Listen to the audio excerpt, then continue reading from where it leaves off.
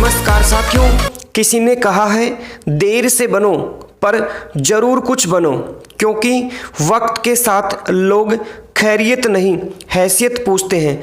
नमस्कार साथियों, मैं प्रदीप कुमार आपके अपने YouTube channel Pradeep sir reasoning में आप सभी का स्वागत करता हूं। तो प्यारे साथियों, आज की क्लास आप लोगों के लिए सुपर हिट क्लास रहने वाली है, क्योंकि आज हम बात करने वाले हैं SSC GD कांस्टेबल 2021 में जो आपकी बम्पर वैकेंसियां निकली हुई है, आज उससे रिलेटेड हम मोस्ट इंपोर्टेंट 25 क्वेश्चन आपके लिए लेकर आए हैं जो इंट्रोडक्शन बेस पर रहेंगे। ठीक है, कि SSC GD में किस प्रकार के रीजनिंग से रिलेटेड क्वेश्चन पूछे जाते हैं। ठीक है, इसके बाद रीजनिंग से रिलेटेड हम जितने भी मोस्ट इंपोर्टेंट इसके टॉपिक रहेंगे, जैसे कि वर्बल, नॉन वर्बल और एनालिटिकल रीजनिंग से रिलेटेड जितने भी आपके टॉपिक हैं साथियों, उनको हम कंप्लीट इसी चैनल पर आपको करवाएंगे, बिल्कुल 0 to हीरो लेवल तक। ठीक है, अब नेक्स्ट वीडियो जो भी आएगी आपके पास, उसमें हम चैप्टर वाइज वीडियो आपके लिए लेकर आएंगे। SSC GD कांस्टेबल के लिए रीजनिंग का जो हमने एक सफलता बैच की शुरुआत आज से कर दी है, जिसमें कंटिन्यू आपको वीडियो मिलती रहेंगी। ठीक है, आज ये आपका एक इंट्रोडक्शन बेस पर क्वेश्चन रहेंगे कि SSC आप लोगों से किस प्रकार के क्वेश्चन पूछती है। ठीक है, सभी टॉपिक को टच करते हुए चलेंगे। ठीक है, तो अभी तक जिन्होंने चैनल को सब्सक्राइब नहीं किया है तो साथियों सब्सक्राइब जरूर कर लेना और बेल आइकन को दबाना बिल्कुल भी मत भूलना, ताकि जब भी हम कोई नई वीडियो डालें उसका नोटिफिकेशन आप तक पहुंच पाए। तो वीडियो को लाइक, कमेंट एंड शेयर जरूर कीजिएगा। तो चलते हैं, तो आज के क्लास की हम शुरुआत करते हैं। फर्स्ट के जो 3 प्रश्न हैं, दिए गए विकल्पों में से उसे चुनिए जो अन्य 3 विकल्पों से भिन्न है। तो प्यारे साथियों, नीचे आपको यहाँ पर 4 शब्द दिए गए हैं। ठीक है, ABCD, इनमें 3 में किसी में एक जैसी समानता है और एक इनमें भिन्न है, उसको हमें फाइंड करना है। ठीक है, तो साथियों साथ के साथ लगाने की कोशिश जरूर कीजिएगा। तो जिन्होंने यहाँ डी पर टिक किया, बिल्कुल राइट आंसर रहेगा डी के साथ। ठीक है, कंसेप्ट क्या है वो देखिए, आपका जो लास्ट ऑप्शन दिया गया है HRIS, ठीक है, को छोड़कर अन्य सभी में प्रथम 2 अक्षर तथा बाद के 2 अक्षर अंग्रेजी वर्णमाला के विपरीत अक्षर हैं। जैसे कि हमारे पास ए ऑप्शन में देखिए, फर्स्ट के जो 2 अक्षर है CX, ठीक है, ये लगातार एक दूसरे के अपोजिट है, C का अपोजिट X। इसी प्रकार अगले 2 नंबर देखिए DW, तो D का अपोजिट क्या है साथियों, W। ठीक है, इसी प्रकार से B में देखिए G का अपोजिट T, H का अपोजिट S, ठीक है, लगातार अपोजिट है। इसी प्रकार से C ऑप्शन में देखिए J का अपोजिट Q और K का अपोजिट P लगातार है। जबकि D ऑप्शन में देखने की कोशिश कीजिएगा, H का अपोजिट साथियों R नहीं है। ठीक है, H का अपोजिट क्या रहेगा साथियों, S, जो कि लास्ट में दिया गया है। ठीक है, और बीच में R का अपोजिट I। तो इसके आधार पे हम बता सकते हैं हमारा राइट जो आंसर रहेगा D के साथ। उम्मीद करते हैं कंसेप्ट क्लियर है। कंसेप्ट बिल्कुल सिंपल है। ABC जो तीनों ऑप्शन देख पा रहे हैं, इनमें फर्स्ट के जो 2 अक्षर हैं वो एक दूसरे के अपोजिट हैं, जबकि डी में ऐसा नहीं है। ठीक है, और इन सभी की जो PDF है, अपना जो टेलीग्राम चैनल है प्रदीप सर रीजनिंग, उसको ज्वाइन कीजिए, वहां पर आपको सभी प्रकार की PDF मिलने वाली है, लिंक डिस्क्रिप्शन में। ठीक है, नेक्स्ट लगाने की कोशिश कीजिएगा। मोस्ट इंपोर्टेंट प्रश्न आपके सामने है। आपके सामने यहाँ पर 4 ऑप्शन है, A ऊन, B पर, C बाल और D घास। तो साथियों इनमें आपको भिन्न वैल्यू फाइंड करनी है। ठीक है, तो राइट आंसर लगाने की कोशिश कीजिएगा। तो जिन्होंने यहाँ डी पर टिक किया, बिल्कुल राइट आंसर रहेगा डी के साथ, घास। ठीक है, कंसेप्ट बिल्कुल सिंपल है। आपका ए ऑप्शन, बी ऑप्शन और सी ऑप्शन में जो वैल्यू दी गई है, ये सभी पशु पक्षियों के अंग हैं। ठीक है, ये सभी क्या है, पशु पक्षियों के अंग से रिलेटेड है। ठीक है, या हम कह सकते हैं अंग से निर्मित वस्तुएं हैं। जबकि जो घास है वो किससे रिलेटेड है साथियों, वनस्पति से रिलेटेड है। ठीक है, घास किससे रिलेटेड है, वनस्पति से रिलेटेड है। तो उम्मीद करते कंसेप्ट क्लियर है। तो अभी के लिए राइट आंसर आपका डी। ठीक है, नेक्स्ट लगाने की कोशिश कीजिएगा। आपको यहाँ पर 4 ऑप्शन दिए गए हैं। ठीक है, इन चारों में आपको भिन्न वैल्यू फाइंड करना है, तो साथ के साथ लगाने की कोशिश जरूर कीजिएगा। तो जिन्होंने डी पर टिक किया, बिल्कुल राइट आंसर रहेगा डी के साथ। ठीक है, कंसेप्ट क्या है वो देखिए। ए ऑप्शन में जो संख्याएं दी गई हैं इन दोनों का अंतर कितना है 10। बी में जो संख्याएं दी गई हैं इनका अंतर भी कितना है 10। सी में जो संख्याएं दी गई हैं इनका अंतर भी कितना है 10। जबकि जो डी ऑप्शन में संख्याएं दी गई हैं इन दोनों का अंतर कितना है प्यारे साथियों 20। कंसेप्ट क्लियर है। A option, B option, C option, इनमें इन संख्याओं का दोनों का अंतर कितना है 10। जबकि डी ऑप्शन में अंतर कितना है आपका 20। तो राइट आंसर आपका डी। ठीक है, चलिए नेक्स्ट प्रश्न देखने की कोशिश कीजिएगा। 4 से लेकर 6 तक दिए गए विकल्पों में से संबंधित शब्द अक्षर संख्या को चुनिए। तो साथियों यहाँ पे 6 को लिखा हुआ है 35, तो 9 को हम किस प्रकार से लिख सकते हैं। ठीक है, तो बिल्कुल सिंपल कंसेप्ट है। कंसेप्ट क्या है देखिए, सबसे पहले 6 से हम 35 कैसे बना सकते हैं। अगर 6 को हम 6 से मल्टीप्लाई करें और 1 माइनस कर दें तो प्यारे साथियों कितने नंबर प्राप्त हो सकते हैं। 6 को 6 से मल्टीप्लाई 36 और 1 अगर माइनस करें तो कितने नंबर प्राप्त हो सकते हैं हमें 35, जो कि आप यहाँ पे देख पा रहे हैं। ठीक है, तो हमारे पास नेक्स्ट नंबर क्या है 9। 9 को अगर हम 6 से मल्टीप्लाई करें और 1 माइनस करें तो कितने नंबर प्राप्त हो सकते हैं 9 और 6 के मल्टीप्लाई 54। ठीक है, अगर 1 माइनस करें तो कितने नंबर प्राप्त हो सकते हैं हमें 53 नंबर, जो कि किस ऑप्शन में देख पा रहे हैं आप लोग सी। तो सी क्या है इस प्रश्न का बिल्कुल राइट आंसर। उम्मीद करते हैं कंसेप्ट क्लियर है। कंसेप्ट बिल्कुल सिंपल है साथियों, प्रथम संख्या को 6 से मल्टीप्लाई और 1 माइनस। ठीक है, इसी प्रकार से जो हमारे पास नेक्स्ट नंबर है इसको भी 6 से मल्टीप्लाई और 1 माइनस करेंगे तो कितने नंबर प्राप्त होंगे हमें 53 नंबर। ठीक है, अगर वीडियो पसंद आए तो अपने साथियों तक शेयर करना बिल्कुल भी मत भूलना और कमेंट करके हमें अपना स्कोर आप जरूर बताएंगे। ठीक है, चलिए नेक्स्ट लगाने की कोशिश कीजिएगा। जिस प्रकार पुस्तकालय का संबंध पुस्तकों से है उसी प्रकार बैंक का संबंध निम्न में से रहेगा। नीचे 4 ऑप्शन है, ए चेक, बी ऋण, सी धन या मुद्रा या डी खाता। तो प्यारे साथियों राइट आंसर लगाने की कोशिश कीजिएगा। तो जिन्होंने सी पर टिक किया बिल्कुल राइट आंसर रहेगा सी के साथ धन, या इसे हम कह सकते हैं मुद्रा। कंसेप्ट बिल्कुल सिंपल है। जिस प्रकार पुस्तकालय में पुस्तकों का संग्रहण किया जाता है, ठीक है, पुस्तकालय में किसका संग्रहण किया जाता है पुस्तकों का, उसी प्रकार से बैंक में किसका संग्रहण किया जाता है धन का। ठीक है, कंसेप्ट क्लियर है। तो राइट आंसर आपका सी। चलिए नेक्स्ट लगाने की कोशिश कीजिएगा। यहाँ पे टीएपी को लिखा हुआ है पीएटी, तो डीएएम को हम किस प्रकार से लिख सकते हैं। ठीक है, नीचे 4 ऑप्शन दिए गए हैं। तो बिल्कुल सिंपल कंसेप्ट है। कंसेप्ट क्या है देखिए, जैसे कि हमारे पास यहाँ पे है टीएपी। ठीक है, टीएपी अगर इसको हम जस्ट पलट दें तो पहले पी, इसके बाद ए, इसके बाद टी। बिल्कुल सिंपल कंसेप्ट है। फर्स्ट के जो 3 अक्षर दिए गए हैं आपको जो शब्द में टीएपी, इसको जस्ट यहाँ पे पलटा हुआ है। ठीक है, या उल्टा हुआ कह सकते हैं, या जस्ट पीछे से इसको लिखा हुआ है। ठीक है, तो आपके पास नेक्स्ट क्या है डीएएम, जस्ट इसको पलटना है आपको। तो लास्ट अक्षर आपका यहाँ पे क्या है एम, इसको फर्स्ट लिखेंगे, सेकंड आपका ए और लास्ट क्या है आपका डी। तो राइट आंसर रहेगा आपका MAD, जो कि किस ऑप्शन में देख पा रहे हैं आप लोग बी। तो बी क्या है इस प्रश्न का राइट आंसर। उम्मीद करते हैं कंसेप्ट क्लियर है। कंसेप्ट बिल्कुल सिंपल है साथियों। प्रथम में जो शब्द दिया है जस्ट इसको यहाँ पे पलटा हुआ है। आपके पास यहाँ पे डेम है, अगर डेम को हम पलटेंगे तो हमारे पास राइट आंसर मेड MAD। ठीक है, चलिए नेक्स्ट लगाने की कोशिश कीजिएगा। मोस्ट इंपोर्टेंट प्रश्न आपके सामने है, अक्षरों का कौन सा समूह खाली स्थान पर क्रमवार रखने से दी गई अक्षर श्रृंखला को पूरा करेगा। तो साथियों आपको यहाँ पर एक श्रृंखला दी गई है। ठीक है, इसके आधार पर नीचे 4 ऑप्शन है, तो किस ऑप्शन को इस श्रृंखला में रखें जिससे कि हमारी ये श्रृंखला पूर्ण रूप से हो जाए। तो प्यारे साथियों ये आपके SSC GD लेवल के क्वेश्चन है। ठीक है, इसी प्रकार के आपके SSC GD में क्वेश्चन पूछे जाएंगे।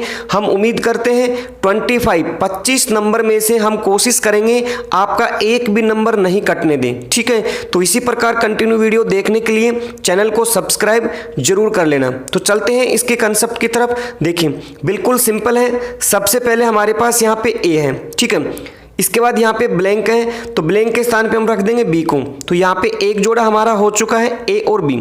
ठीक है, इसके बाद हमारे पास जस्ट AA, BB। ठीक है, इसके बाद हमारे पास AAA, BBB। ठीक है, और लास्ट हमारे पास क्या है, यहाँ पे खालिस्तान है तो यहाँ पे ए। इस प्रकार की इसमें सीरीज है, पहले सिंगल ए सिंगल बी, फिर डबल ए डबल बी, फिर ट्रिपल ए ट्रिपल बी, और लास्ट में क्या है आपका ए। तो देखिए इस खालिस्तान में हम क्या रख सकते हैं, सबसे पहले बी, इस खालिस्तान में सबसे पहले बी रखेंगे, ठीक है। इसके बाद देखने की कोशिश कीजिएगा यहाँ पे हम क्या रख सकते हैं, दोनों खालिस्तान के स्थान पे आपके डबल ए, ठीक है, डबल ए, ठीक है। इसके बाद यहाँ पे क्या रख सकते हैं हम, बी को, ठीक है, और लास्ट यहाँ पे क्या रख सकते हैं हम, ए को। इसका मतलब ये ऑप्शन देखने की कोशिश कीजिएगा, बी डबल ए बी ए किस ऑप्शन में है, सी। अगर सी ऑप्शन में जो वैल्यू दी गई है साथियों, इस खालिस्तान के स्थान पर रखेंगे तो ये श्रृंखला हमारी कंप्लीट होने वाली है। जबकि एक बिल्कुल सिंपल सा कंसेप्ट है, इसके अंदर कंसेप्ट क्या फॉलो है, सबसे पहले सिंगल ए बी, फिर डबल ए डबल बी, फिर ट्रिपल ए ट्रिपल बी, फिर यहाँ पे ए है, ठीक है।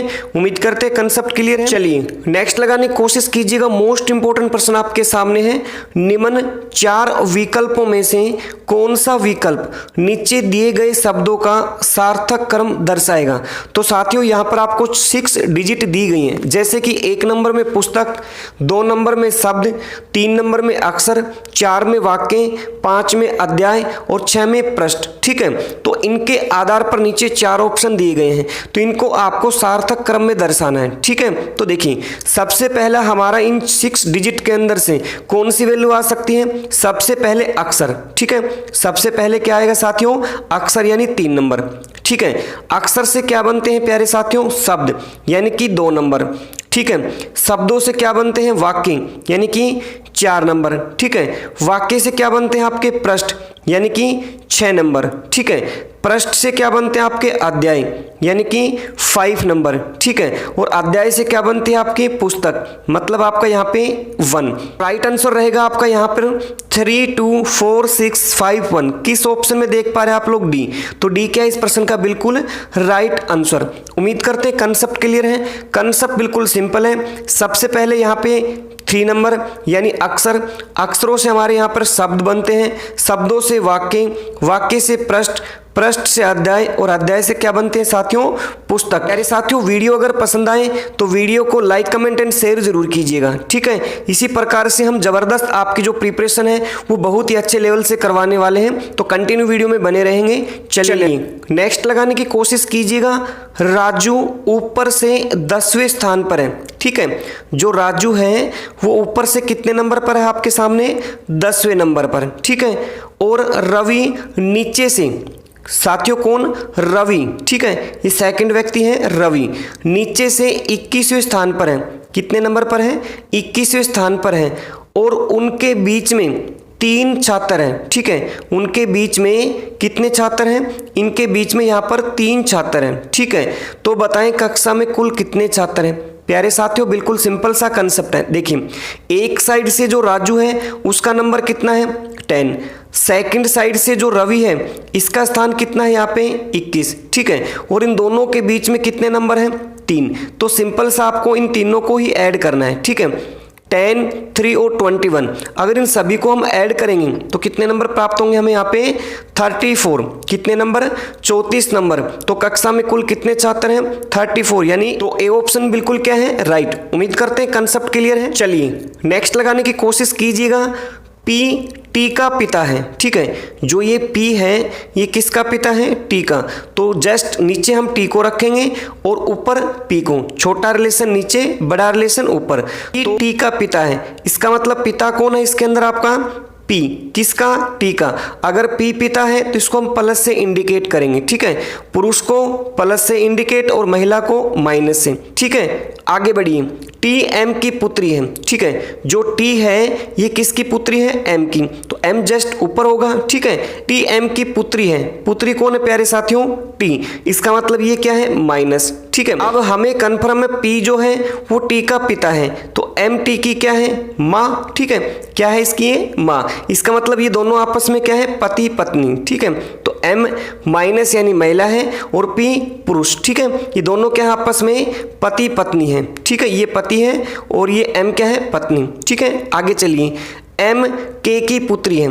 ये जो एम है प्यारे साथियों ये किसकी पुत्री है, के की पुत्री है, ठीक है। के की पुत्री है, ये भी हमें क्लियर है। इसका मतलब एम क्या है, महिला है, ये बात तो हम पहले ही क्लियर कर चुके हैं। आगे चलिए, पी का के से क्या संबंध है। तो प्यारे साथियों सिंपल सा क्वेश्चन है, आपसे पूछा गया है जो पी है, ये जो पी है इसका के से क्या रिलेशन है। तो साथियों ये जो के है ये एम का क्या है, या तो इसकी माता हो सकती है या इसका पिता हो सकता है। ठीक है, अभी के बारे में हमें इसका जेंडर क्लियर नहीं है, पुरुष है या महिला, लेकिन ये बात क्लियर है जो एम है वो के क्या है, पुत्री है। मतलब ये तो क्लियर है जो के है वो पी से किस प्रकार रिलेशन में है, या तो इसका ससुर है या इसकी सास है। लेकिन आपसे पूछा गया है प्यारे साथियों पी का के से क्या रिलेशन है, ये जो पी है ये के से किस प्रकार से संबंधित है। तो सिंपल सी बात है, इसकी लड़की के साथ इसकी शादी हुई है तो ये इसका क्या लगेगा, दामाद। तो राइट आंसर आपका डी।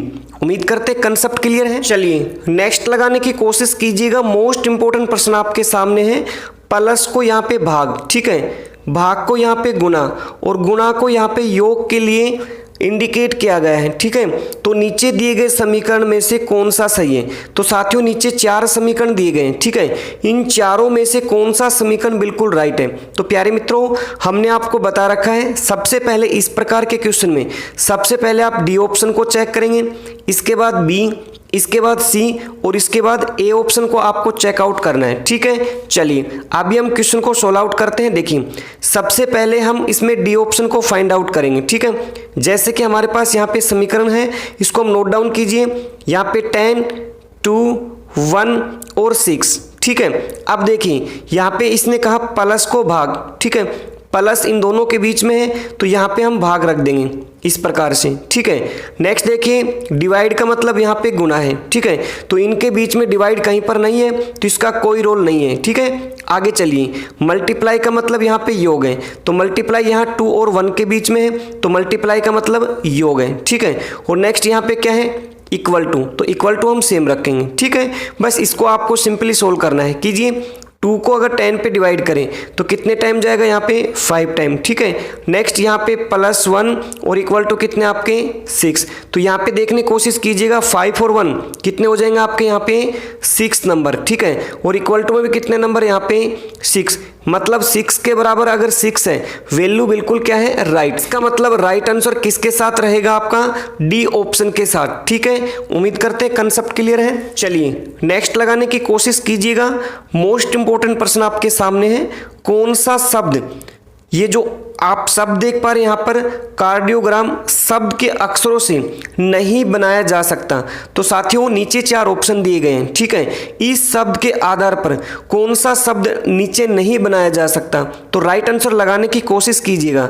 तो जिन्होंने एक पर टिक किया बिल्कुल राइट आंसर रहेगा ए के साथ। ठीक है, कंसेप्ट बिल्कुल सिंपल है। यहाँ पे देखिए इस ए जो ऑप्शन में शब्द दिया गया है, इसमें जो सेकंड अक्षर आपके पास है ई। ठीक है, कौन सा अक्षर है साथियों, ई। इस पूरे शब्द में देखिए ऊपर जो आपको कार्डियोग्राम ये शब्द दिया है, इसके अंदर कहीं पर भी ई शामिल नहीं है। ठीक है, तो क्वेश्चन में पूछा है इस शब्द के अक्षरों से कौन सा शब्द नहीं बनाया जा सकता। तो कौन सा शब्द नहीं बनाया जा सकता आपका ए, किसके कारण, ई के कारण। ठीक है, कंसेप्ट क्लियर है। चलिए नेक्स्ट लगाने की कोशिश कीजिएगा। एक पंक्ति में बैठे पैनल के 6 सदस्यों में से ई बी के बाईं ओर है किंतु ए के दाईं ओर है, एफ बी के दाईं ओर है किंतु जी के बाईं ओर है, जो सी के बाईं ओर है। ठीक है, तो आपको फाइंड करना है ठीक मध्य में बैठे सदस्य कौन से हैं। तो साथियों नीचे 4 ऑप्शन दिए गए हैं। ठीक है, तो ये प्रश्न प्यारे साथियों आप लोगों के लिए रहेगा। इसका आंसर आप हमें कमेंट बॉक्स में जरूर बताएंगे।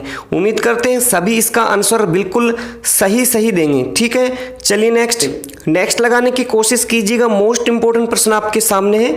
आपको साथियों यहाँ पर कथन निष्कर्ष से क्वेश्चन दिया है। ठीक है, तो सबसे पहले कथन देखिए, आपकी जो स्टेटमेंट है सभी मुर्गियां मुर्गे हैं। ठीक है, जो सभी मुर्गियां हैं ये मान लीजिए हमारी सभी मुर्गियां हैं। ठीक है, इस प्रकार से, और सभी मुर्गियां क्या है प्यारे साथियों, आपके मुर्गे हैं। तो जस्ट इससे बड़ा वर्त करेंगे और इसमें हम लिख देंगे मुर्गे, इस प्रकार से। ठीक है, सेकंड स्टेटमेंट देखिए, कोई भी मुर्गा काला नहीं होता। ये जो मुर्गे हैं साथियों, ये इसमें से कोई भी काला नहीं है। तो जस्ट इनसे एक साइड में हम वर्त इस प्रकार से बनाएंगे और इसमें हम लिख देंगे काला।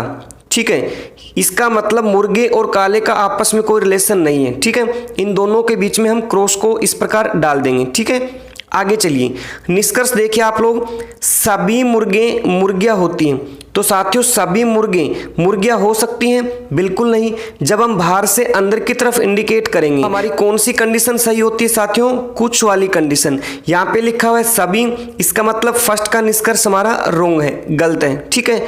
सेकंड देखिए आप निष्कर्ष, कोई भी मुर्गी काली नहीं होती, तो बिल्कुल राइट है साथियों, क्योंकि मुर्गी देखिए आपकी मुर्गी के चार दीवारी के अंदर है और काला इनसे बिल्कुल बाहर है, ठीक है। इसका मतलब जब मुर्गे और काले का आपस में कोई संबंध नहीं है तो मुर्गी और काले का कोई भी आपस में संबंध नहीं है। मतलब कौन सा निष्कर्ष सही है आपका? सेकंड, कोई भी मुर्गी काली नहीं होती, ठीक है। तो राइट आंसर आपका अभी रहेगा बी के साथ, ठीक है। उम्मीद करते हैं कंसेप्ट क्लियर है। और प्यारे साथियों ये टॉपिक कंप्लीट हम आप लोगों को इसी चैनल पर दोबारा से करवाएंगे।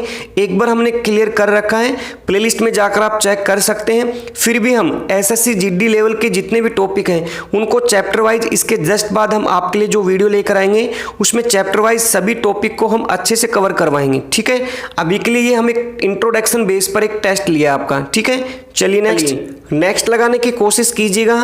15 और 16 जो नेक्स्ट के दो प्रश्न है साथियों, इसमें दिए गए विकल्पों में से उस विकल्प को चुनिए जो अनुक्रम को पूरा करेगा, ठीक है। मतलब इस प्रश्नवाचक चिन्ह के स्थान पे हमें वैल्यू फाइंड करना है। तो बिल्कुल सिंपल कंसेप्ट है। कंसेप्ट क्या है देखिए, सभी के सबसे पहले नंबर देखिए CIN, C से I कैसे प्राप्त कर सकते हैं? अगर C में हम 6 प्लस करें, I से N अगर I में हम 5 प्लस करें तो नेक्स्ट नंबर हमें प्राप्त करना है। तो पहले अक्षर में 6 प्लस, सेकंड में 5, तो नेक्स्ट में हमें कितने प्लस करने होंगे प्यारे साथियों? 4 प्लस। तो N में अगर हम 4 प्लस करें तो क्या नंबर प्राप्त होगा हमें? R, ठीक है। इसी प्रकार से सभी के सेकंड लेटर देखिए आप D से J हम कैसे प्राप्त कर सकते हैं? अगर हम D में 6 प्लस करें, J से O अगर J में हम 5 प्लस करें, O से नेक्स्ट नंबर हमें प्राप्त करना है तो O में हमें कितने प्लस करने होंगे प्यारे साथियों? 4।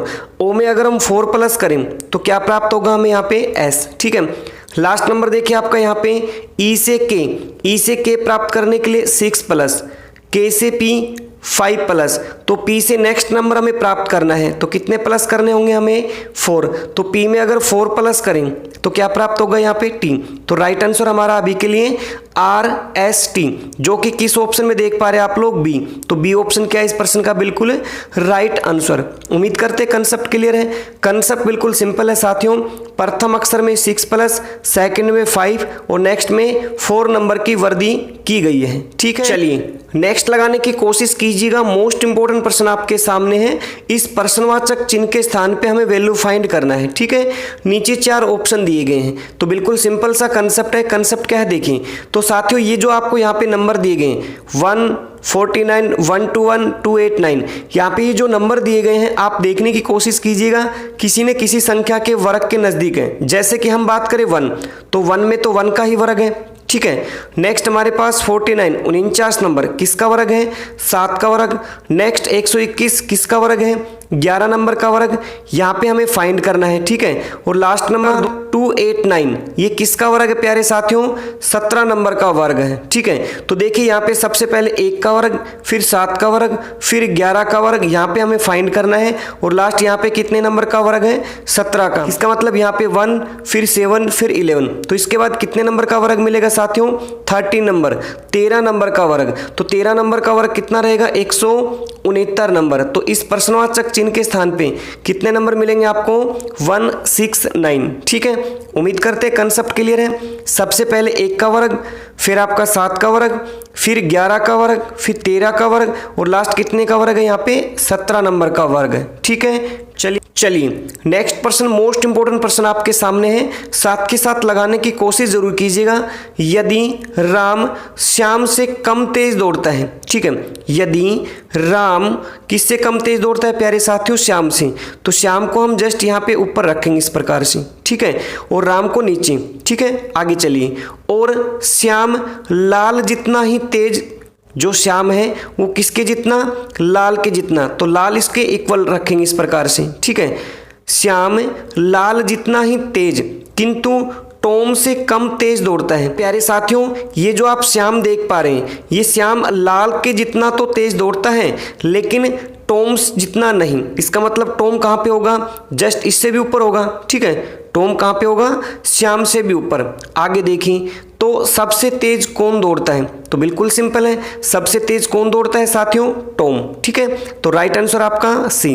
ठीक है, उम्मीद करते हैं कंसेप्ट क्लियर है। नेक्स्ट लगाने की कोशिश कीजिएगा। मोस्ट इंपोर्टेंट प्रश्न आपके सामने है, दी गई श्रृंखला में गलत संख्या ज्ञात कीजिए। तो साथियों आपको यहाँ पर एक श्रृंखला दी गई है। ठीक है, इस श्रृंखला में कोई एक नंबर गलत है या कोई एक डिजिट गलत है, उसको हमें फाइंड करना है। ठीक है, तो बिल्कुल सिंपल कंसेप्ट है। देखिए कंसेप्ट क्या है वो देखिए। सबसे पहले हमारे पास जो फर्स्ट के 2 डिजिट है 8 और आपका 16 नंबर, अगर इन दोनों को हम ऐड करें तो हमारे पास कितने नंबर प्राप्त हो सकते हैं, 24, जो कि आप यहाँ पे देख पा रहे हैं। ठीक है, प्रथम 2 नंबर को ऐड किया और तीसरा नंबर इन्होंने प्राप्त किया। ठीक है, इसी प्रकार से जस्ट पिछले 2 नंबर, जैसे कि हमारे पास यहाँ पे 16 और 24, 16 और 24, अगर इन दोनों को हम ऐड करें तो कितने नंबर प्राप्त होंगे साथियों, 40 नंबर, जो कि आप यहाँ पे देख पा रहे हैं। ठीक है, अगले 2 नंबर प्लस किए और जस्ट इससे अगला नंबर हमें प्राप्त किया।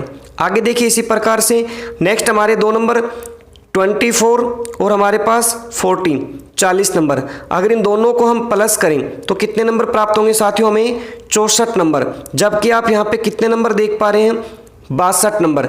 तो अभी हो सकता है ये गलत हो, लेकिन अभी हमें आगे चेक करना है। चेक कीजिए, जस्ट अगले 2 नंबर उठाएं हम, जैसे एक नंबर हमारे पास कितना है, 40 नंबर और एक हमारे पास 64 नंबर। ठीक है, इन दोनों को अगर ऐड करें तो कितने नंबर प्राप्त होंगे हमें यहाँ पे, 104 नंबर, जो कि आप यहाँ पे देख पा रहे हैं। ठीक है, लास्ट और चेक कीजिए आपका, यहाँ पे हमारे पास नेक्स्ट नंबर होगा 64 नंबर और इससे अगला जो सेकंड नंबर हमारे पास 104, अगर इन दोनों को हम ऐड करें तो कितने नंबर प्राप्त होंगे हमें यहाँ पे, 168, जो आप यहाँ पे देख पा रहे हैं। तो इसका मतलब आपका जो कंसेप्ट है क्लियर हो चुका है।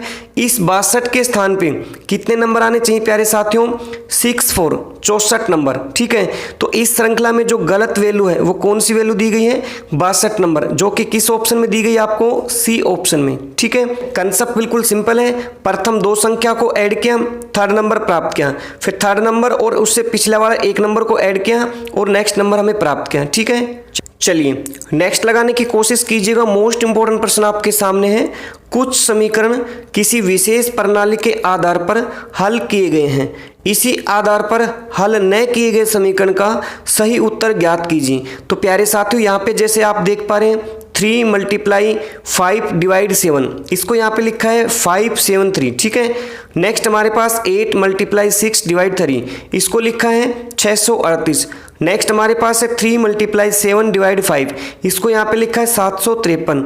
तो हमारे पास जो नेक्स्ट नंबर है 8 × 6 / 4, इसको हम नेक्स्ट किस प्रकार से लिख सकते हैं। ठीक है, तो बिल्कुल सिंपल कंसेप्ट है। कंसेप्ट क्या है वो देखिए सबसे पहले हमारे पास जो नंबर है 357, तो इसमें जो लास्ट के 2 डिजिट है 57, ये तो एज इट इज है जैसे यहाँ पे लिखे हुए देखिए।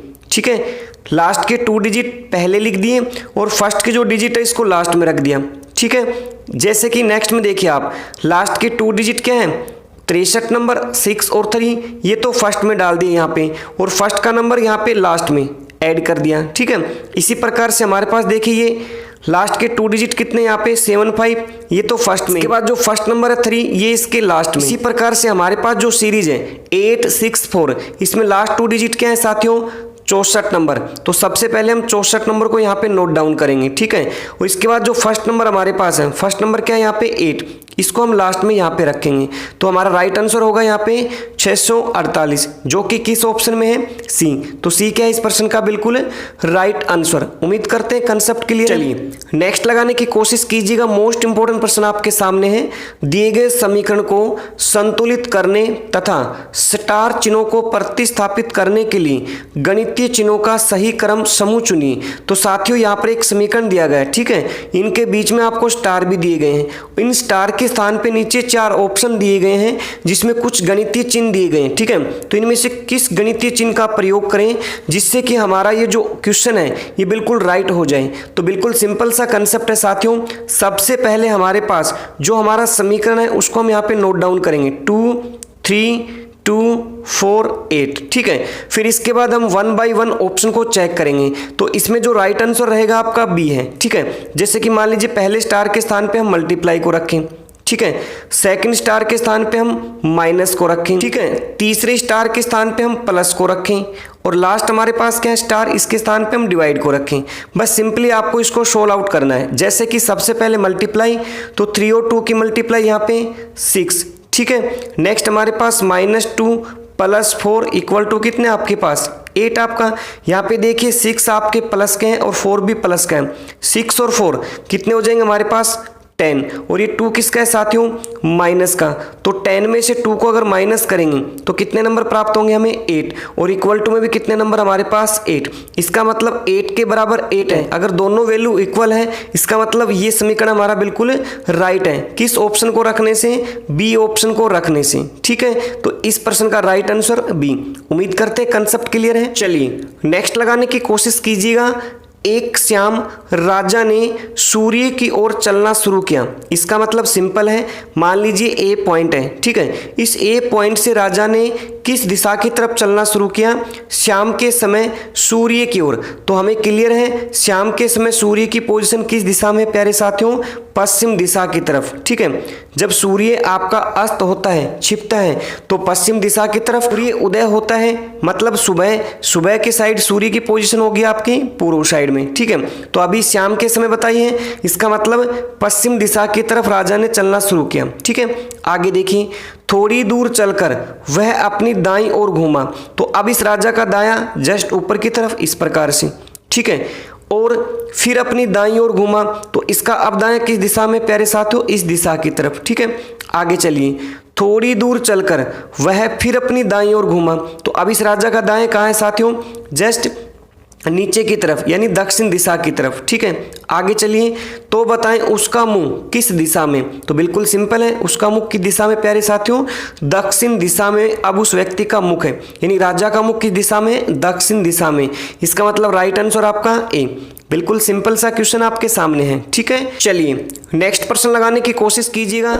निम्न 4 आकृतियों में से कौन सी आकृति चिड़िया, पक्षियों, चूहों के बीच संबंध निरूपित करती हैं। तो प्यारे साथियों आपको यहाँ पर वेन डायग्राम से क्वेश्चन दिया है। ठीक है, इसमें आपको बिल्कुल राइट वेन डायग्राम फाइंड करना है जो चिड़िया, पक्षियाँ और चूहों के बीच बिल्कुल सही संबंध निरूपित करता है। ठीक है, तो देखिए जिन्होंने बी पर टिक किया है बिल्कुल राइट आंसर रहेगा बी के साथ। तो बिल्कुल सिंपल सा कंसेप्ट है। देखिए सभी जो चिड़िया हैं, मान लीजिए अंदर हमारी चिड़िया हैं। ठीक है, सभी चिड़िया किसके अंतर्गत होती हैं साथियों, पक्षियों के अंतर्गत। तो बाहर हम किसको रख देंगे यहाँ पे, पक्षियों को। ठीक है, और चूहे क्या है इनसे बिल्कुल अलग। तो ये जो डायग्राम होगा किसका हो जाएगा हमारा, चूहों का। ठीक है, बिल्कुल सिंपल सा कंसेप्ट है। सभी चिड़िया क्या है आपकी, पक्षी, और चूहे क्या है साथियों, इन सबसे अलग। तो राइट आंसर आपका बी। चलिए नेक्स्ट लगाने की कोशिश कीजिएगा।